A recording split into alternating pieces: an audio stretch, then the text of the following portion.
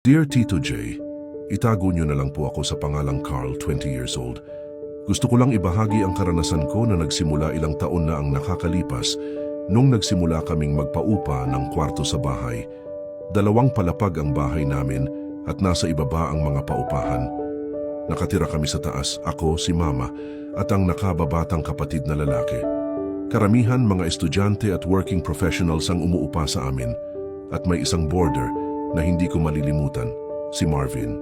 Unang kita ko pa lang sa kanya, hindi ko maiwasang ma-attract sa kanya. Matangkad siya, moreno, matikas ang katawan. Tahimik lang siya at hindi masyadong nakikipag-usap sa iba. Nakilala ko siyang 25 years old, nagtatrabaho bilang security guard sa isang bangko. Habang lumilipas ang mga buwan, palagi kaming nagkakasalubong sa kusina, sa laundry area o minsan pa'y sa common toilet. Napapansin kong palagi siyang walang suot na pang-itaas kapag nasa bahay. At hindi ko mapigilan ang sarili kong napapatingin sa hubad niyang katawan at sa malaking alaga niya na nakabukol sa suot niyang shorts.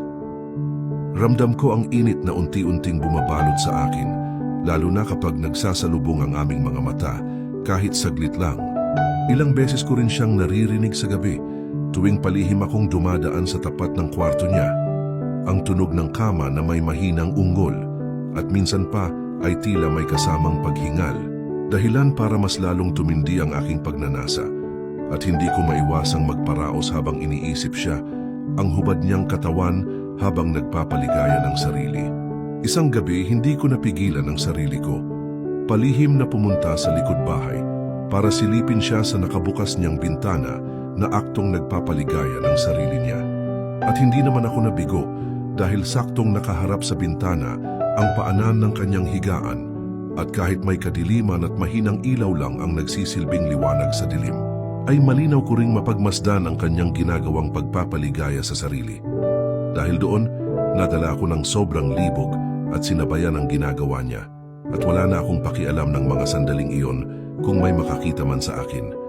Basta nasa isip ko lang ay mailabas ko ang init ng katawan at tuluyang makontento. Alam kong mali, Tito J, pero halos gabi-gabi ko siyang inaabangan at sinasabayan ng palihim. Habang tumatagal ay unti-unti akong nakipagkaibigan sa kanya at palagi ko siyang dinadalhan ng pagkain dahil alam kong bihira lang siyang magluto at sinasabi ko na lang na pinabibigay ni Mama at sayang naman kung matatapon lang. At dahil doon, mas naging komportable at malapit kami sa isa't isa at hindi ko maiwasang tuluyang mahulog ang loob ko sa kanya.